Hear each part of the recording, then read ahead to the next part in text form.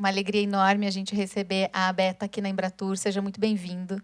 Vinícius, Poliana, Marina e Luiz, também conhecido como Luizão. Esse é o primeiro Conexão Embratur dentro da minha coordenação, então voltado para o turismo de natureza, ecoturismo e turismo de aventura. Para mim é um momento muito importante para a nossa equipe e para o Brasil, tenho certeza, porque para a Embratur, nisso que a Jaque comentou, a gente traz um momento novo de vislumbrar a natureza e as comunidades de forma bastante relevante e fortalecer essa parceria que nós temos com as entidades brasileiras para que a gente possa ampliar a promoção internacional dos destinos de natureza e de todas as comunidades nelas envolvidas, a biodiversidade, a história, a cultura, a gastronomia, que tudo perpassa, né, por essa interação que há quando os turistas estrangeiros vêm e, obviamente, também os brasileiros passeiam pela natureza e pelos destinos, né, do nosso país. Então, para nós é uma honra. Eu posso dizer também que eu pude muito, até hoje, aprender com toda a equipe da Beta, muito do trabalho que a gente desenvolve no Brasil. Também eu sou muito grato por tudo que vocês fazem, as empresas que estão lá na ponta, na operação, pensando temas aí fundamentais, envolvendo aí sustentabilidade, o respeito às comunidades e esse empenho em fazermos o Brasil do presente aquilo que a gente queria lá na frente, no futuro. Então, sejam muito bem-vindos à nossa casa aqui. Quero que vocês aproveitem bastante esse bate-papo. Hoje a ideia é que a equipe da Beta traga aqui algumas reflexões importantes do turismo de natureza e, obviamente, que é muito importante para todos nós, que haja um bate-bola depois aí com perguntas, dúvidas, para a gente poder ser bastante dinâmico no nosso trabalho. E lembrar que esse evento vai ser gravado também para a equipe Embratur depois, quem não pôde estar aqui, está em trabalho externo, possa também assistir depois de modo remoto, tá bom? Há 10 anos atrás, a gente entrou em contato com a Embratur para querer saber como é que fazia para participar de eventos internacionais, porque a gente queria promover a nossa agência lá fora. E foi o Alexandre que nos atendeu, nos recebeu, nos deu o caminho. E aí a gente se encontrou diversas vezes e hoje eu estou ocupando a presidência da Beta, né, para a gente ver como é que o mundo gira e como que o trabalho de vocês também, de fato, consegue fazer com que o empreendedor e o profissional do turismo consigam alcançar seus objetivos e ir até além daquilo que ele sonhava, né? E, no fim das contas, o que a gente mais sonha é em conseguir transformar o turismo brasileiro, fazer com que ele se torne, de fato, uma referência mundial no turismo de natureza, na sustentabilidade, na qualidade, na segurança. A Beta tem um trabalho já de quase 20 anos, vamos completar 20 anos ano que vem. Com certeza o Léo já passou um briefing, né, do que é a associação e o segmento para vocês. Acredito que essa última semana, nos corredores, todo mundo deve ter ouvido falar que ia rolar a palestra do Luizão, né? Então, o pessoal também veio te ver, Luizão, não veio só ver a Beta. Mas eu estou na presidência da Beta há 3 anos, estou no meu segundo mandato. Estou aqui representando a associação e os profissionais de turismo do Brasil, turismo de aventura. O Luizão, nosso diretor executivo, sócio fundador da Beta, já está desde antes da Beta existir. A Marina, nossa diretora técnica. E a Poli, que também compôs a diretoria da Beta aí por 4 anos como diretora técnica, vice-presidente, agora nossa gerente técnica. A gente está muito feliz em poder estar aqui apresentando um pouco da nossa visão do que é, de fato, o turismo de natureza e o que a gente passa, né, para os nossos associados, que acabam representando a gente dentro dos órgãos governamentais, né, na parte dos conselhos estaduais, municipais, conselhos de unidade de conservação. Sempre que um associado da Beta está falando, é a mensagem do turismo seguro, do turismo sustentável e do turismo de qualidade. Então, a gente vai ficar aqui à disposição para ouvir perguntas. O Luizão vai passar um pouco da história da Beta, da linha do tempo e da nossa visão de futuro. Muito obrigado por nos receberem e a gente segue à disposição para o que vocês precisarem, tá bom? Bom, boa tarde. Eu sou a Marina Marquezini. Estou representando aqui a Beta, mas também estou representando os empresários do Brasil, mas também do estado do Mato Grosso, no qual eu pertenço. Sou, né, enraizada, né, família pantaneira. Então, para mim é muito prazer estar aqui com vocês, representando também um estado, o único estado do Brasil, também com os 3 biomas, né, com a importância também da biodiversidade, como foi falado aqui pelo Léo, né. E aqui eu estou muito contente que a Jaque já foi consultora nossa, já participei de vários cursos, né, com todos, né, com a Poli e o Léo, enfim, são meus professores, né, e hoje, estando nessa posição, para mim é muito emocionante. E representar um estado tão importante, né, dentro da cadeia produtiva do turismo, que ainda está no despertar, no embrião aí, Mas, antes de tudo, também representar aqui os associados da Beta, né, principalmente na questão da segurança, mas principalmente também falar da sustentabilidade e que a gente consiga não só falar de segurança, mas falar dos aspectos técnicos que envolvem toda a capacitação, né, a parte do empreendedorismo em si, e também da segurança que abarca o tripé da Beta, né? Então, primeiramente, eu quero agradecer a oportunidade de troca, de experiência, de conhecer outros, né, aqui que estão dentro desse processo, nos ajudando no potencializar o nosso turismo no Brasil. E aqui eu deixo a mesma palavra com o presidente, o nosso diretor executivo, para dar continuidade nesse dia de hoje. Obrigada. Então, gente, muito obrigado pelo convite de estar aqui. Desculpa alguma vergonha que eu venha falar aqui nos próximos minutos aqui com vocês, é porque estou muito à vontade, estou em casa, estou entre amigos, né? Isso é bem importante, né? São vários amigos, já disse, queria repetir, abrir uma janela aqui, não para falar institucionalmente em nome da Beta, mas queria usar o artigo 5º da Constituição para fazer uma manifestação pessoal, né? Estou muito orgulhoso, enquanto cidadão, pela equipe técnica montada aqui por vocês. Me sinto muito representado como profissional de turismo, me sinto representado pelos sonhos que a gente tem, e a gente está, né, enquanto agora entidade, muito comprometido em apoiar o turismo brasileiro. Então, enquanto pessoa física e em nome da entidade, contem muito com a gente, que a gente torce muito para o sucesso de vocês, que a gente sabe que é uma missão dura, e um pouco do que eu vou conversar aqui com vocês talvez seja um pouco azedo, mas tem hora que a gente precisa conversar. Então, tem duas partes aqui. Eu queria fazer uma linha do tempo rápida aqui sobre a Beta, né, só para a gente ver um pouco no que a gente começou e como é que a gente chegou e como é que a gente chegou aqui, e depois compartilhar com vocês um pouco do que a gente está imaginando pelo futuro, do que a gente está sonhando pelo futuro e o que nos preocupa no futuro, e fazer tudo isso em quantos minutos, Léo? Não é bem assim a parada. Alguém tem que controlar meu tempo, aí só faço bobagem aqui. Somos uma associação civil, empresarial, sem fins lucrativos econômicos, reunimos em torno aí de 120 associados. Esse número varia, né? É importante a gente ressaltar que no cadastro, uma coisa pelo outro, a gente estima que tem em torno de 1.500 empresas formalizadas que no cadastro se identificam com o segmento. Esse número não é muito preciso aqui da minha conta, porque ele está um pouco defasado, mas não é muito diferente disso. Então, se a gente falar em 120 empresas, estamos falando menos de 10%, né? Então, realmente é um mercado que ainda a gente representa, no ponto de vista numérico, não é muito expressivo, reconheço isso, mas, ao mesmo tempo, a gente consegue reunir as empresas que estão melhor consolidadas, que estão mais estruturadas e que, num certo sentido, dá para a gente dizer que é a elite do segmento, né? São as empresas que estão há mais tempo, estão mais sólidas e têm condições de participar ativamente da entidade. Apesar de que o associativismo ainda não é uma cultura que está disseminada na sociedade, a Beta trabalha muito nesse sentido para a gente tentar mudar isso. Isso desde 2004. Portanto, no ano que vem, a gente completa 20 anos de idade, como o Vinícius já disse. Essa frase aqui, ela tem uma ligação com o Léo, esse rapaz que está sentado aqui, porque o Léo foi o nosso primeiro colaborador na Beta, é verdade, Léo, 0001. Entendeu? Foi o cara que abriu lá, tá? Ele deve ter a chave até hoje. Foi o primeiro colaborador que a gente teve. E logo no início da Beta, logo no início, uma das primeiras peças publicitárias que nós utilizamos exatamente essa frase e a nascente do Rio da Prata. Devem lembrar dessa foto, né? A sustentabilidade está na raiz do nosso ofício. 20 anos atrás, a gente já falava isso. E 20 anos atrás, a gente falava algo que a gente acreditava 20 anos antes.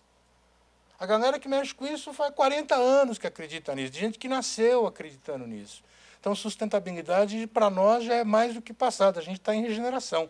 Sustentabilidade, quem perdeu o bonde. Porque a gente já era para estar falando de regeneração. Vamos avançar aqui, que a gente não trouxe o controle. Fazer uma partilha de idade com vocês. Acho que todo mundo sabe, né? Deus limita a inteligência, mas a burrice é absolutamente infinita. Pela segunda vez nesse ano, eu trouxe um passador de slides, desde São Paulo até aqui, queimando carbono. É pequenininho, mas queimou o carbono para chegar. E claro que eu deixei no hotel, evidentemente, não trouxe para cá. E você vê que a burrice é incrível. Gostamos do que fazemos. Aqui a gente tem uma reunião de diretoria da Beta, e isso não é brincadeira, isso não é piada. Isso é sério. É uma reunião de diretoria nas águas do Rio São Francisco. Por que temos que fazer uma reunião nessa sala aqui? Que diferença vai fazer se a gente fizer na beira de um lago ali de fora, tomando ar puro, ar fresco? Talvez seja mais criativo, talvez seja mais divertido, talvez não. É mais divertido, é bem legal, a gente gosta do que faz, isso nos dá uma diferença. Está mudando um pouco o perfil do associado, está mudando, mas ele ainda é majoritariamente um amador, no sentido de que ele ama aquilo que ele faz. Ele gosta daquilo, e aquilo virou um meio de vida. e não é aquilo virou um negócio. Ele virou um negócio lá na frente. Então, acho que esse é um dado importante. Vamos avançar? Porque tudo isso foi alimentado por um sonho que vem desde sempre. Né? Os sócios fundadores, lá nos estertores do século XX, quando a gente começou a falar sobre esse tema, mais profissionalmente, mais especificamente a partir de 1992, com a Convenção do Meio Ambiente no Rio de Janeiro, um grupo de pessoas tinha muito claro, e a gente continua partilhando disso, eu tenho certeza que vocês aqui partilham também, basta uma pequena olhada no país para perceber o gigantesco potencial que a gente tem para turismo de natureza. É simples, não é um negócio muito complexo de entender.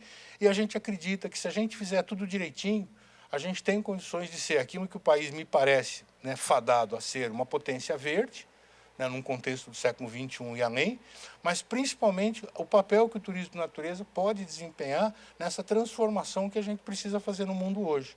Há uma mudança paradigmática acontecendo, profunda, né? O mundo, eu estava falando com o Léo agora de pouco, o mundo está mudando de uma forma muito rápida, muito intensa, não dá para dizer o que o mundo vai virar, não dá para dizer, eu não arrisco a dizer o que ele vai virar, mas dá para afirmar que ele não vai ser o que ele é hoje, ele está mudando.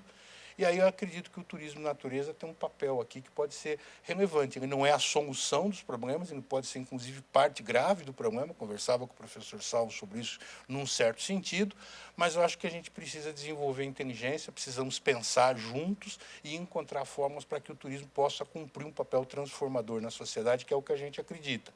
Então, transformar a sociedade em um lugar mais verde, mais sustentável, mais inclusivo, mais divertido, onde o rio seja rio e não esgoto, né, onde o parque seja realmente aberto ao uso público, as pessoas se comportem de forma apropriada, porque a gente tem que ver o comportamento do turista também, que não está legal, isso é importante, é parte da equação de toda a história. Então, isso tudo é um processo sonhático, né, no sentido, né, da gente sonhar e ter aquilo como utopia, mas também pragmático, dá para fazer, vai levar tempo. Né? O Pedro da Cunha Menezes, que acho que muito conhece também, que hoje está aqui no ICMBio, é muito dessa frase. Vamos resolver, só vai demorar um pouco, porque é um pouco da característica brasileira. Majoritariamente somos formados por quê? Por empresas pequenininhas, muito pequenas, que é o nosso caso, é o meu caso, mas esse perfil também vem mudando, porque o perfil do mercado nosso também vem mudando. Grandes atores começam a olhar para esse setor. Um dos nossos associados, surpreendentemente, em última análise, é o Grupo Votorantim, um dos maiores conglomerados do país, um complexo industrial, minerador, área minerária, etc., etc. Ele tem algumas áreas em que não está trabalhando nas reservas ambientais do Votorantim, uma delas é ali próxima a São Paulo, o Legado das Águas, virou um atrativo turístico de padrão internacional, muito interessante a proposta que eles estão tocando ali, eles se filiaram à Beta. Como também os grandes fundos de investimento que hoje estão atuando nos parques nacionais, nos programas de concessão, também estão se associando à Beta. E hoje novos investidores vindos do mercado financeiro ou do agronegócio vêm diversificando os seus serviços, os seus negócios, os seus investimentos também na área de turismo de natureza, né, esportes de aventura, enfim, tem uma série de coisas que vai tudo criando um cenário de mudança. Então, tudo isso aí está ligado a essa nossa indústria, que ainda, apesar de ser composta de pequenos negócios, ele tem uma boa representatividade. Esse ecossistema econômico ele está representado no Conselho Nacional de Turismo. A gente sabe que o Conselho, nos últimos anos, não se reuniu muito, a gente não conseguiu atuar de uma forma muito intensa, mas existe o Conselho está presente e a Beta tem um lugar lá de fala. Além disso, nós fazemos parte do Setur, que é o Conselho Empresarial, né, paralelo, vamos chamar assim, da CNC, e a gente também tem, né, uma boa vocalização, temos um trabalho desenvolvido com eles, inclusive na área de inteligência. A CNC tem feito todos os anos estudos, né, a respeito do desenvolvimento do mercado, demandas, e a gente tem trabalhado diretamente com eles. Nós temos o Jaime Prado aqui, que é o nosso burocrata mora, o homem que entende das leis, entende todo o processo da burocracia, é ele que acompanha. A gente tem feito um trabalho também com o IDS, Instituto de Democracia e Sustentabilidade, na pauta da economia verde, a gente tem feito muita contribuição nessa área, então a gente está bastante comprometido, né, com esse desenvolvimento. A gente representa o setor, a gente promove o segmento e a gente capacita. Esse que acho que é um pouco do tripé onde a gente coloca a nossa principal atuação. Essa representação é essa que nós fazemos nos conselhos, é essa que nós fazemos com a imprensa, de porta-vozes. Quando houve o acidente lá de Capitólio, de triste memória, naquela ocasião a Beta deu 24 entrevistas aos principais veículos de comunicação do país. Acho que você chegou a falar porque o Banjo falou, a Poli falou, eu falei, foi assim, foi uma quantidade muito grande. Isso é a nossa representatividade, uma história construída ao longo aí dos 20 anos. Então, muito rapidamente, uma linha do tempo aqui. Em 2003, a gente tem um evento importante, que foi o primeiro encontro brasileiro de ecoturismo e aventura, e o Léo estava lá. Eu atesto, eu confiro, eu certifico que o Léo estava lá, cara, não deu dúvida nenhuma. Esse encontro aconteceu dentro da Adventure Sport Fair, do nosso amigo Sérgio Franco, que é um cara mais maluco do que a gente. Ele é maluco demais. Esse final de semana ele fez uma festa aviatória lá em Socorro, foi muito legal. O Sérgio tinha uma festa chamada, uma feira, que era a Adventure Sport Fair, acontecia dentro de Ibirapuera, e naquele momento, em 2003, se cria o Ministério do Turismo. O presidente Lula cria o Ministério do Turismo, o Ministério é criado pela primeira vez desmembrado de outros ministérios, e a partir daí a feira, que já vinha no embalo, a gente recebeu ainda um pouco mais de pressão para criar a entidade. E a partir disso, então, iniciou-se um movimento que nós já existíamos, que era o JETA, que era o Grupo de Empresários de Turismo e Aventura. E o Léo também estava lá, é verdade. Eu asseguro que o Léo estava nesse grupo também, não era de WhatsApp, viu? Era grupo de Yahoo, era o Yahoo Groups. Então, naquele momento, a gente teve uma primeira tentativa ali de reunir o grupo. Em 2004, a gente conseguiu finalmente cumprir os protocolos burocráticos do país, né? Toda a documentação, assinaturas, o CPF de todo mundo que assinou.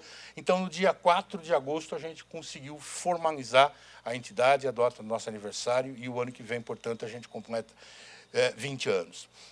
Em 2006, a gente começou o programa Aventura Segura, e o Léo tem autoridade para me corrigir o que eu errar a data, porque eu vira e mexe lá, e o Léo estava lá, então ele tem autoridade para falar a data certa. Mas foi 2006, 2005, 2005 foi o inventário, 2006 a gente começou. E o programa Aventura Segura, eu quero crer que ele... Eu vou falar uma coisa aqui, a gente está gravado, é complicado, né? Mas eu vou fazer a afirmativa, porque vai ficar aí numa condicional. Eu acredito que o programa Aventura Segura, nos quase 20 anos do Ministério do Turismo, tenha sido o programa mais bem feito, no sentido de que ele foi pensado, não porque ele é o melhor, não é nesse sentido, mas porque ele foi projetado, planejado, executado e concluído, e teve continuidade que a Beta manteve e ele está presente até o dia de hoje. Então, acho que, nesse sentido, é um programa estruturante. A gente começou a partir de uma lógica que não é uma lógica muito comum no país. Vamos criar facilidades. Não, vamos criar dificuldades, porque a gente mexe com vidas. Turismo de aventura trabalha com vida. Né? O cara do McDonald's faz uma bobagem, o sanduíche cai no chão, a parada dele é só dar um outro sanduíche. Se o cara despencar lá da ponte numa atividade de vertical, a parada é diferente. Então, tem que ser levado com muita seriedade. A partir disso, criou-se, então, a ideia de criar um programa de normas técnicas, onde você pudesse criar um norte de referência em qualidade. E é um caminho difícil. E, nesse caminho, de novo, não dá para não sacanear o Léo de novo, estava o Léo lá à frente do processo, junto com uma outra equipe muito grande, né? Não é só o Léo, né? Um monte de gente que trabalhou em cima disso. E esse projeto, então, ele veio construindo um conjunto de normas. Mais do que um conjunto de normas, eu quero crer, viu, Léo, que a gente criou foi uma filosofia de trabalho, uma forma de trabalhar que é genuinamente brasileira, foi criada aqui no Brasil por brasileiros para atender o mercado brasileiro, e que, numa articulação muito bem feita, influenciou o mundo, acabou levando essas normas para o padrão internacional. Então, hoje o país tem 44 normas técnicas formais, ou seja, são normas efetivamente ligadas aí ao sistema de norma técnica. Dessas 44, 17 delas são normas internacionais, algumas delas, sendo a mais importante, a ISO 21101, que é o Sistema de Gestão de Segurança, que é a norma de referência para todas as outras. Então, a partir dessa estrutura que virou internacional, você tem hoje, de novo, não me corrija, era que eu falar alguma bobagem aqui, são 27 países do mundo que já adotaram formalmente as normas técnicas, que não são mais brasileiras, mas são normas desenvolvidas aqui, e desses países, 2 deles hoje têm as normas como a certificação, perdão, como obrigatória para a obtenção de licença de funcionamento, se eu não me engano, Suíça e Nova Zelândia. Então, esse processo do Aventura Segura acabou sendo reconhecido pela ONU como uma referência para países que queiram implementar um sistema de normas de segurança para turismo de aventura nos seus países, e, como eu disse, ele foi desdobrando. Em 2008, aí começa uma história diferente, porque está rolando a Aventura Segura, mas aqui nessa casa a gente acabou fazendo diversos projetos.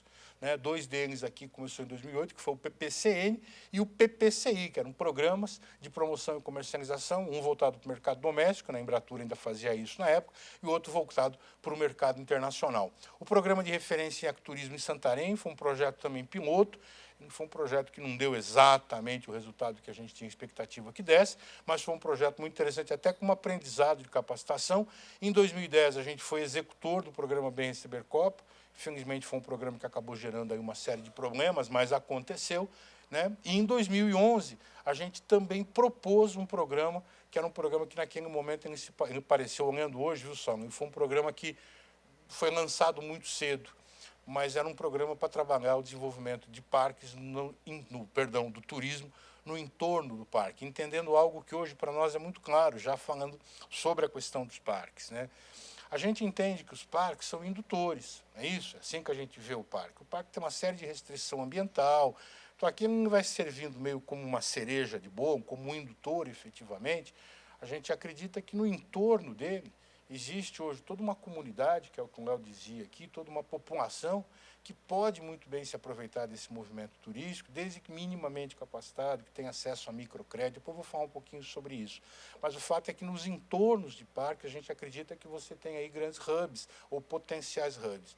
Hoje nós temos um programa incrível, que é a Rede Brasileira de Trilhas. Amanhã a gente tem uma reunião com o ICMBio para tratar disso, entre outras coisas.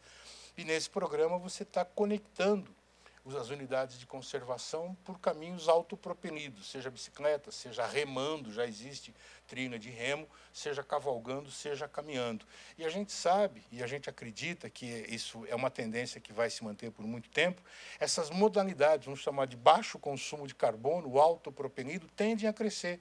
As cicloviagens vão crescendo no Brasil. Se a gente amplia, né, as possibilidades de segurança, de informação, de trilhas, de rotas, de serviço, isso só tende a aumentar porque isso são demandas contemporâneas. Então, esse movimento de parque que a gente fez ainda em 2011, você veja, já faz um bocado de tempo, mas é importante a gente tentar retomar, e hoje a gente tem trabalhado muito, há todo um processo de concessão, mudou a chave também dos parques, e a gente está avançando.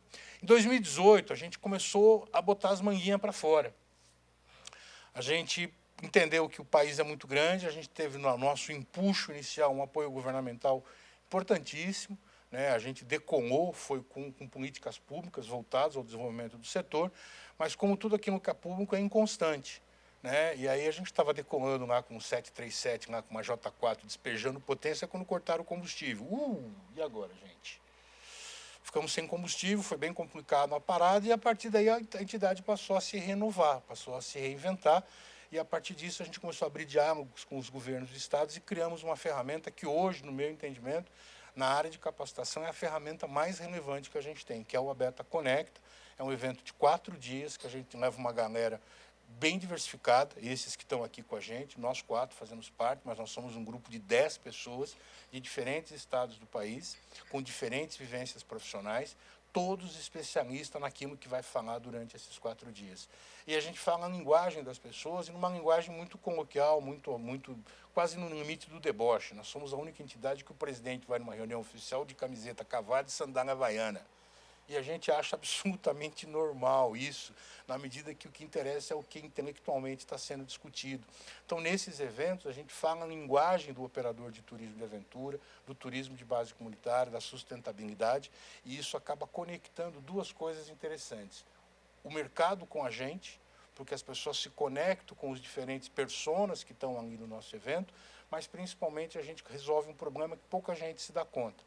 A gente coloca os empresários conectados com eles mesmos, e a cultura brasileira, como ela não é associativista, os mercados regionais, as pessoas se veem como inimigos e não como concorrentes ou eventuais parceiros estratégicos.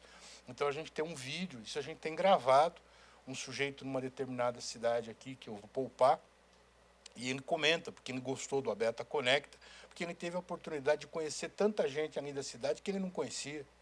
E a cidade era do tamanho de um anu, minúscula. E o sujeito não conhecia os outros empresários de turismo, porque eles entendem, não vou falar do negócio do meu amigo, ele vai achar que eu quero... Enfim, há um distanciamento entre os empresários. E o evento, a gente acaba, por uma série de ferramentas, a gente acaba fazendo uma modificação muito interessante sobre isso. Então, esse evento, desde 2018, nós já fizemos mais de 20, e desde um tempo para cá ele vira uma produção audiovisual. Então, quem quiser acompanhar um pouco desse trabalho, pode ir lá no canal do YouTube da Beta e vocês vão ver todos os produtos que já foram finalizados.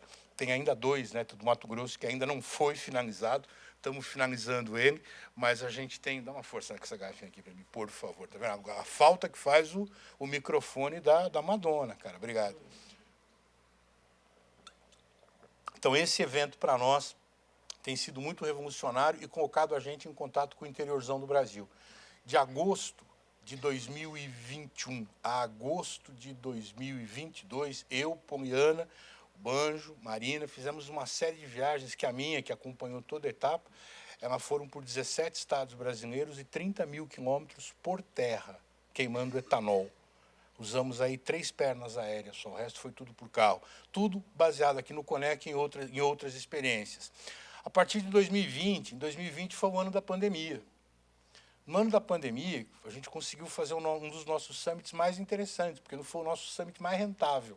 Acredite se quiser, porque a gente operou como nos anos anteriores, mas não teve os custos fixos, porque você não foi totalmente online. E naquele ano, a gente começou a desenvolver o programa das Caravanas Abertas. O programa Caravana Aberta é um programa que liga capacitação e promoção de destino.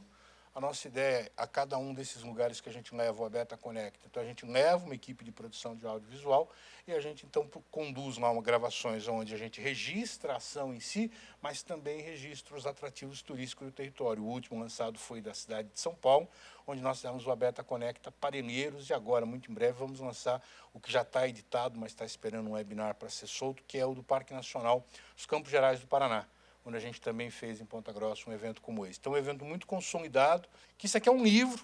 Quando eu disse que o programa é um programa que ele teve começo, meio e fim, é porque isso, ele teve um começo, meio e fim, e a metodologia virou um livro. Essa metodologia hoje a gente está revisando, a gente já fez uma revisão dela agora para o programa SPE com Aventura, mas a gente está fazendo agora uma segunda revisão. A Raquel Miller, viu, Leozinho? A Raquel está fazendo a Raquel e o Brasa estão fazendo uma outra revisão. Vamos avançar um pouquinho mais, por favor? Que aí a gente está aqui num campo de projeto. Então, o que a gente está contando aqui está no campo ainda do sonhático. A gente está trabalhando com isso, estamos desenvolvendo isso, mas isso ainda não está pronto. Né? Não, mas volta, por favor. Queria deixar aqui um pouquinho, acho que esse dado é importante. Deixa essa tela aqui por um pouco, e eu queria aproveitar esses minutos que a gente tem, e aí fazer uma provocação um pouco com vocês. E aí eu vou pedir mais uma vez a liberdade do artigo 5º. Ninguém precisa se incomodar, mas é externar um pouco de algumas coisas que a gente vive no dia a dia e que eu acho que é importante compartilhar numa reunião como essa aqui com vocês. Então, um dia eu estava viajando com o Banjo, e sempre um brincando com o outro, e eu não lembro qual foi o contexto, e saiu alguma coisa de dar nota. Que nota que você dá para aquilo? E aí não me saiu. De 0 a 1000. De 0 a 1000? De 0 a 1000 eu dou 3. Seja lá o que for que a gente estiver avaliando em algo que a nota é de 0 a 1000. A gente dá 3 é dramático, né? A situação é ruim. Eu achei aquilo engraçado e depois, fazendo uma reflexão, eu adotei como provocativa, em algumas reuniões, dizer o seguinte: vocês querem saber a minha opinião do turismo brasileiro? De 0 a 1000 a nota é 3. E aí a primeira impressão é sempre de choque, de discordância, de incômodo, né? Mas como assim? Não, então deixa eu explicar meu raciocínio. O primeiro raciocínio que eu acho que é importante a gente compreender. Pensem comigo, os territórios turísticos brasileiros, Porto Galinhas, Bonito, Alter do Chão, Gramado, quantos quilômetros quadrados essas áreas somadas representam? Quantos quilômetros quadrados tem isso? Isso, quantos representa do Brasil? Provavelmente uma parcela muito pequena. Se eu não estou equivocado, os parques nacionais em torno de 10%. Vamos imaginar aí que tenha, 20% do território. 20%. Bom, 20% é área turística, 10% são parques, são 30%, sobrou os outros 70%. Nesse 70% tem o quê? Aonde que está esse Brasil que a gente não conhece? A gente estava aqui brincando hoje, logo no início dessa reunião, e eu tenho feito essa mesma piada, os meus colegas não aguentam mais essa mesma piada, de Botumirim. Estão valendo aqui um Chevette álcool 0 km, quem conhece Botumirim, menos quem estava aqui na chegada. Botumirim. Estou valendo um Chevette álcool 0 km. Então, Botumirim vale uma história aqui para a gente contar, para sustentar a tese que eu quero defender aqui com vocês. Quando os estrangeiros vêm ao Brasil e eles têm que preencher o formulário lá de imigração, ele tem que colocar a destinação final, não o aeroporto de desembarque, mas a destinação final. E de alguns anos para cá começou a aparecer no aeroporto do Rio de Janeiro, no aeroporto de São Paulo e no aeroporto de Belo Horizonte, turistas estrangeiros que têm como destinação final a progressista, a conhecida, a incrível cidade de Botumirim. E ninguém tem a menor ideia onde que era Botumirim, porque o Brasil é um gigantesco desconhecido. Tem uma música do Fernando Brant chamada Notícias do Brasil, Os Pássaros Trazem, que ele termina a musiquinha, para quem estiver interessado, com uma frase que parece para mim emblemática. Ficar de frente para o mar, de costa para o Brasil, não vai fazer desse lugar um bom país. É do Fernando Brant, tá? A frase é dele e eu assino embaixo. Tá? Esse interior, que ele é completamente desconhecido. E aí voltamos, então, a Botumirim. Ninguém sabia o que era. Estrangeiros, muito estrangeiro indo para lá, normalmente, bota o quê? Bota o Araponga, chama o antigo SNI, chama a BIM, vai pesquisar o que é aquilo. E descobre que lá, em Botumirim, vive 22 perigosíssimos indivíduos, 22 rolinhas do Planalto, uma ave que era considerada extinta desde os anos 50, o último avistamento foi em 1956, nunca mais foi visto e foi descoberta aqui numa região protegida, uma reconte dali da Serra do Espinhaço. A SAVE Brasil comprou uma área, fez uma gigantesca RPPN, hoje apenas 7 visitantes por dia pode entrar na reserva e só pode entrar das 4 às 7 da manhã. Só isso. E as pessoas vêm por quê? Porque no mundo digital dos observadores de pássaro, o máximo do status é você ter uma foto da rolinha do Planalto. Cara, isso é um mercado, gente. Tem uma feira de aves em Londres que é gigantesca. Isso é um baita do mercado. E aqui em Botumirim. Então, o que a gente entende, nós da Beta entendemos, é que existe um gigantesco potencial no interior desse país, recursos, que eu não quero usar a palavra recursos, mas paisagens naturais, cenários, cultura própria, cultura autóctone ali, que pode proporcionar a criação de experiências turísticas apropriadas para o século XXI. Eu acredito que a gente precisa pensar um pouco diferente do que a gente pensou nos últimos 50 anos, quando a gente tem utilizado benchmark europeu, norte-americano, experiências de desenvolvimento de produtos do hemisfério norte. E eu acredito que isso é um equívoco. Eu acredito que nós precisamos, se a gente quer pensar num futuro do turismo, a gente deveria pensar num turismo que tivesse uma identidade brasileira. Como você tem um vinho Bordeaux, o cara não tomou um vinho, ele tomou um Bordeaux. Então, um Bordeaux, pô, legal. O cara sabe que vinho é, de onde vem, entende aquilo. Né? O turismo brasileiro de natureza, ele tem uma referência, né? Qualidade, ele é seguro, ele é sustentável, vai ser divertido, vai ser legal. Essa ideia, eu acredito que dá para a gente pensar um pouco nisso, mas a gente precisa rever a forma que a gente está olhando para o país, como é que a gente vai desenvolver essas coisas todas. E aí elencamos aquilo que nós acreditamos que são os grandes entraves. Então, assim, aí, de novo, aí é uma opinião da entidade. Né? O primeiro problema aqui da nossa lista, e tudo isso vai redundar nessa parada toda aqui.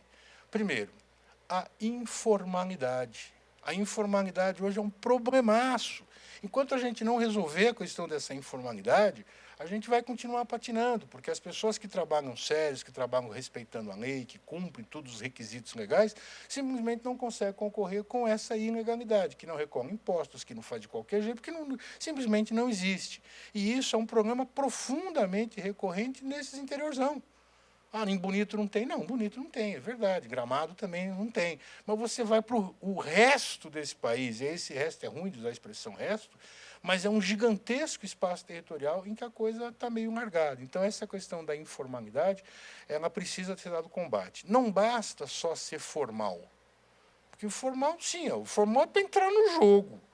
Você precisa ter dentro da lei a legalidade. E é muito engraçado, né? A gente vai lá para a Europa, especialmente para a Europa, e a gente, então, se manifesta, ou mesmo para os Estados Unidos, para o Canadá, que a gente valoriza que as coisas funcionam melhor. Claro, porque tem regra, e se você não cumpre a regra, tem punição. Então, aqui ninguém cumpre nada, fica todo mundo fazendo de conta que faz, e aí não faz. Então, você não basta só a formalidade, mas também você ter a legalidade. E isso é um problema na área de segurança. A gente vinha trabalhando nos quesitos de segurança desde os anos 2000, do começo dos anos 2000. A gente tinha reduzido o número de acidentes, tinha melhorado as boas práticas, e com a pandemia a coisa estabilizou e pós-pandemia a coisa desandou. né, por uma série de razões que não vou me elencar aqui, mas o fato é que recuou os padrões de segurança, e isso é um bocado complicado. Então, não basta apenas ser formal, tem que cumprir a legislação, e no caso de turismo de aventura, há uma legislação rigorosa, e estão aí se lixando, porque ninguém fiscaliza, não é aberto, a gente recebe denúncia. Eu não sou fiscalizador, tem o poder público para isso, é a prefeitura que dá concessão, a prefeitura que dá o alvará de funcionamento. Estão dando o alvará de funcionamento com as empresas que atendem a lei ou não? Provavelmente não. A gente tem visto muitos casos disso. Então, esse é um problema bastante complicado. Outro problema que a gente tem é o ordenamento da visitação.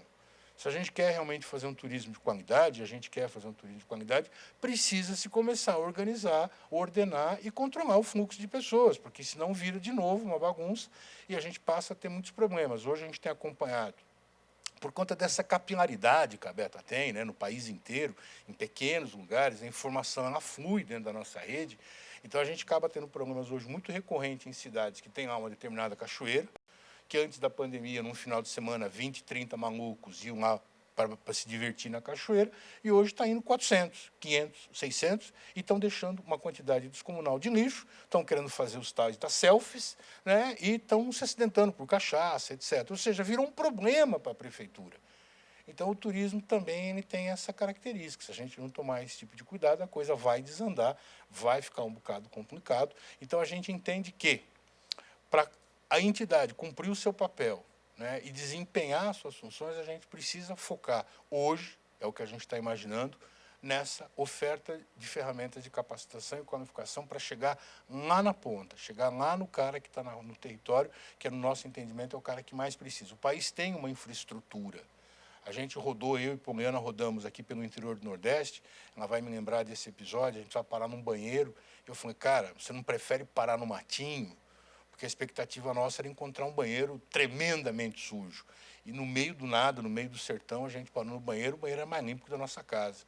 Perfumado, limpinho, a gente viu muita experiência de infraestrutura no Brasil. Só que aí você chega na área do serviço, no serviço turístico, para dar um exemplo, uma cidade que nós fomos lá na Paraíba, tem um hotel extraordinariamente, surpreendentemente, dentro de um posto de gasolina, um hotel que tem tudo que você precisa para um viajante feliz. O hotel é ótimo. O principal atrativo da cidade é um parque paleontológico com pegadas de dinossauros, que está interditado, fechado com arame farpado. Sério, a gente foi lá, a gente viu como é que está o negócio. Então, esse desenvolvimento ele não vai acontecer sozinho, ele vai ter que acontecer na ponta, e a Beta vem trabalhando nesse sentido. Então, o que a gente traz aqui para vocês é esse movimento. O que a gente tem feito? Consultorias na área de programa. A gente está trabalhando no desenvolvimento nessas consultorias do programa Aventura Segura para ajudar os negócios a estabelecerem padrões mínimos de segurança. A gente está desenvolvendo novos métodos para baratear esse custo. Hoje, no programa que a gente tem, é alguma coisa em torno de 35, 40 mil reais que são investidos por empresa.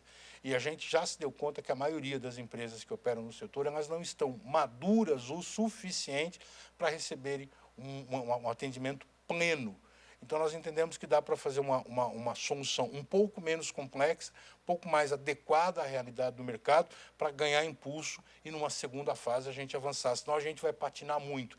A gente vem trabalhando também em empreendimentos que não querem esperar programas governamentais e querem implementar as normas técnicas. É importante, tem empreendimentos, especialmente quem tem vindo de investimento de capital. Existe gente, como eu disse, do mercado financeiro investindo em turismo, e a gente então está trabalhando e ofertando consultorias para esse tipo de negócio. E a gente vem trabalhando no desenvolvimento de cursos. Dentro desses cursos, as 3 áreas hoje que nos são prioritárias. Gestão de risco em turismo de aventura é um curso novo que está sendo desenvolvido para ser operado online, e é uma grande introdução ao sistema brasileiro de normas. É um processo novo, que vai melhorar a qualidade da operação da empresa sem buscar certificação. A certificação a gente busca aqui. Aqui não é certificação, aqui é um aprimoramento da gestão do risco realmente do empresário. Uma outra ferramenta que para nós é muito importante, talvez a Embratur possa contribuir quando nós estamos desenvolvendo esse conteúdo, que é um curso voltado para gestores públicos e privados, para vocês. A gente quer trazer o conhecimento para o setor público. Se a gente pensar em termos de município, são 5.570 municípios no país. Sabemos lá quantos tem Secretaria de Turismo, Diretoria de Turismo, quantas pessoas estão envolvidas. E a gente sabe como é que funciona o sistema político de indicação, de nomes. Então é melhor a gente buscar capacitação, sempre online, criando facilidades onde a gente possa auxiliar tanto a gestão pública como também a iniciativa privada. A gente precisa ofertar uma fonte de informações de segurança, de referência. É isso que a gente quer apresentar, também utilizando ferramentas online. E aí nós temos o curso de formação de condutores. É um modelo novo isso aqui também. A gente está desenvolvendo agora. A gente sentiu uma necessidade de criar um pouco mais vocacionado para o mercado. É um curso que é dividido em 3 fases. É um curso básico online, um curso presencial também básico. Esses cursos presenciais eles vão ser alocados nas quatro regiões do país. Nós estamos credenciando centros de treinamento. Então, teremos uma região sul, na região sudeste, um na centro-oeste e o outro no nordeste. No norte, a gente não tem projetos ainda. Depois disso, nós temos os cursos de especialização, é uma outra necessidade que o mercado tem. A gente tem uma carência muito grande de mão de obra. Se a gente for na Avenida Paulista hoje, ficar em frente ao Conjunto Nacional, entrevistando jovens, buscando saber o que eles querem do futuro, é mais fácil a gente encontrar jovens que querem ser chefes de cozinha do que jovens que queiram trabalhar com turismo, sobretudo turismo de natureza. E é algo que a gente não está conseguindo se vender, porque é divertido.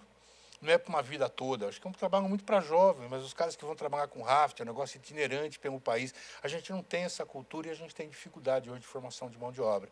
Então, isso são riscos para o mercado que a gente está muito atento e a gente está muito preocupado em oferecer qualificação de qualidade. A gente está buscando aquilo que a gente já é de fato, que é a referência setorial, oferecer conteúdos para que vocês, ao venderem o Brasil, ao promoverem o Brasil, possam ter certeza de que na área de turismo e natureza a gente está fazendo um esforço muito grande para que o produto realmente seja num padrão que a gente não passe vergonha, como se diz lá em casa. Beleza? Vamos avançar rapidinho, só falar um pouco sobre o Beta Summit, que é o nosso congresso. Vou contar muito com a presença de vocês. O professor Sal caiu na besteira de confirmar a presença comigo. Eu falei, eu conto a história, quer acreditar, acredita. Obrigado, professor, estou muito empolgado. Vamos avançando rapidinho aqui. É bem simples. O encontro é onde o turismo de natureza se encontra, é onde ele se transforma. A gente é muito feliz com o evento. A Mônica já falou lá com o Brastor, falou em 2015, lá em Brotas. Fala, professor. Pô, os caras já estão em Gramogol, cara. Os caras já estão lá nessa parada. O evento vem desde 2013, 20 anos ininterruptos. A gente é muito feliz com isso. Acho que mostra a resiliência do setor. A gente não parou de um jeito. Teve um determinado momento com a Beta Summit, a Mônica deve lembrar disso. Eu não falei da Mônica, mas ela também estava nas paradas, viu? Não é só o Mel, não. A Mônica também está nessa, cara. E a gente virou, a Mônica já estava na Brastor, mas tinha lá a Vila do Saber, da BAV. E aí o seu Antônio, que era português, portanto ele era europeu, e ele tinha uma visão diferente da Beta. E ele foi um diretor de ABAV e ele realmente me protegia a Beta. Ele botou a gente debaixo do guarda-chuva dele, ele falou, que esses meninos aqui não mexem não. E foi ele que salvou a nossa pátria. E ele deu uma sala para a gente na ABAV, lá na Vila do Saber. E aí a gente tinha uma sala. Então o Beta Summit de 2013 era uma sala na Vila do Saber. Mas aconteceu. A gente reuniu a galera, porque eu acho que isso que faz muito nossa parada. O evento se baseia em 3 pilares. O primeiro pilar é geração de conhecimento. Não dá para você ir para uma Beta Summit e voltar a saber a mesma coisa que você foi quando chegou. Não rolou, não valeu. Tem que aprender algum truque novo. Isso é fundamental. Segundo, ele é um evento voltado para relacionamento humanizado. Os espaços nossos de tempo são longos, os cafés são avançados, a gente para, tem passeio, tem muita oportunidade para não fazer nada. A gente cria realmente entendendo que é dessa relação humanizada que vão sair os negócios. E o terceiro, a gente fica um pouco constrangido de dizer, mas é pura diversão mesmo, cara, porque diversão é parte do nosso negócio. Então a diversão ela é parte integrante da experiência. Tanto que eu já vou fazer aqui um spoiler. Eu não sei quem da equipe da Embratur vai, como é que vai ser essa parada, mas já vou dizer que na sexta-feira é o dia da atividade ao ar livre. Então, nesse dia, os portões do Summit ficam abertos para a população, é aberto, estudante, é para o público em geral, e os congressistas, os participantes, são convidados a fazer atividades ao ar livre. Então, vão ser caminhadas, vão ser bicicletadas, enfim, vai ter uma série de atividades. E uma delas, aí eu já vou dar o spoiler, ela vai sair no meio da tarde, vai cruzar uma unidade de conservação, vai assistir um pôr do sol que, se tudo correr bem, vai ser extraordinário, porque é todinho voltado para a face do poente, numa calçada que é do século XIX, tudo isso dentro de uma unidade de conservação, vai chegar já escurecendo no final da trilha, e ali será conduzido misteriosamente até um lugar onde será servida uma pizza de fermentação natural no meio do mato. E no sábado a gente volta para o trabalho. Rock and roll, o couro continua comendo, a gente tem o 5º Prêmio Abeta Brasil Natural, que é um reconhecimento que a gente faz aos nossos associados. É um troféu, é um mapinha do Brasil estilizado, ele sempre construído com madeira caída. Até o ano retrasado foi construído com madeira do Rio Grande do Sul, que o nosso ex-presidente Marceneiro faz o troféu para a gente, mas o ano passado a gente inovou, caiu um cedro lá no Parque do Jaceguai, que é um parque municipal de São Paulo, a gente conseguiu uma tábua, e o IPT fez um laudo técnico, Instituto de Pesquisas Tecnológicas, atestando que aquilo era um cedro da Mata Atlântica. A Secretaria do Verde e do Meio Ambiente fez um selinho atestando que era um cedro da Mata Atlântica do parque, e a gente fez o troféu da Beta Brasil Natural com madeira da cidade de São Paulo. A gente gostou da ideia, então agora todos os eventos a gente está usando a madeira, que é a madeira nascida, criada e desenvolvida no território. Então você vai levar um pouquinho do território, dos minerais, vai levar um pouco da água que caiu aqui. E esse ano não vai ser diferente, então lá em Gramogol, e vamos ter então, um troféu feito com o Parque do Gramogol, já está madeira providenciada. São 4 categorias de premiação que nós temos: inovação, sustentabilidade, segurança e o novato do ano, que é o troféu Cardume. Desses 4 troféus, os 4 agraciados, esse ano nós vamos ter mais um, que é um troféu de acessibilidade. Esses que são os 4 agraciados, até a versão do ano passado, ao final do evento, a gente abre um concurso na internet e um deles vai ser escolhido pelo público como o mais representativo dos valores da Beta, e esse ganha um 2º troféu, que é o troféu Curupira. Então, o cara leva o troféu Curupira, é o protetor das matas, tal, e esse ano, esse troféu de acessibilidade, ele vai se chamar troféu Saci Pererê. E eu já fiquei brincando que a gente vai ter que dar 2 troféus esse ano, um para o Zé Fernandes, porque não dá para falar aí de acessibilidade sem falar no Zé Fernandes. Mas o Zé Fernandes também não pode competir, cara. Então vamos dar o troféu para o Zé ao concurso e chamar o Zé para dar o troféu para alguém ganhar, né? Então aí a gente tem, e aí a festa de encerramento no sábado, e no domingo, dia 29, a gente tem um transfer voltando para Gramogol, onde todo mundo volta para sua casa e a gente sai desse evento, que ele é um grande barato, porque ele realmente é um encontro do setor, e onde essas pessoas que fazem o turismo de natureza no Brasil se encontram, trocam essa energia, tem essa vibração que a gente costuma trazer aqui, e aí volta para casa renovado por mais um ano de trabalho, e a gente espera ver vocês lá.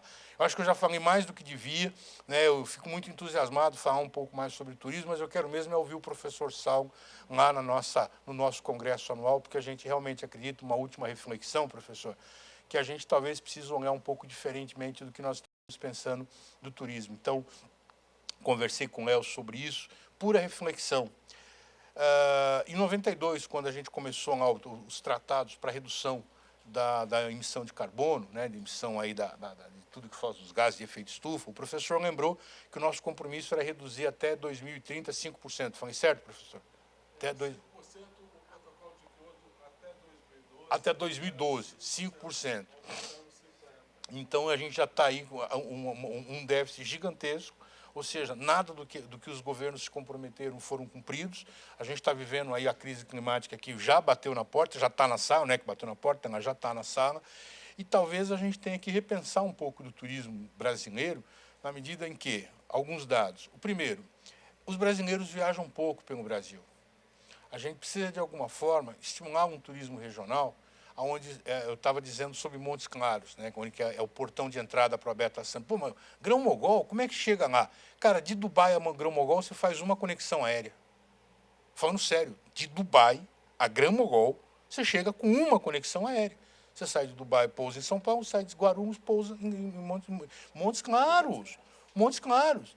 Vai falar que a cidade não é bem conectada? Como não é bem conectada? Então, alguém tem que me explicar o que é uma boa conexão para chegar em Grão-Mogol. Portanto, a gente tem a infraestrutura, mas ninguém vai. Tem estrada, a estrada é boa, ninguém vai.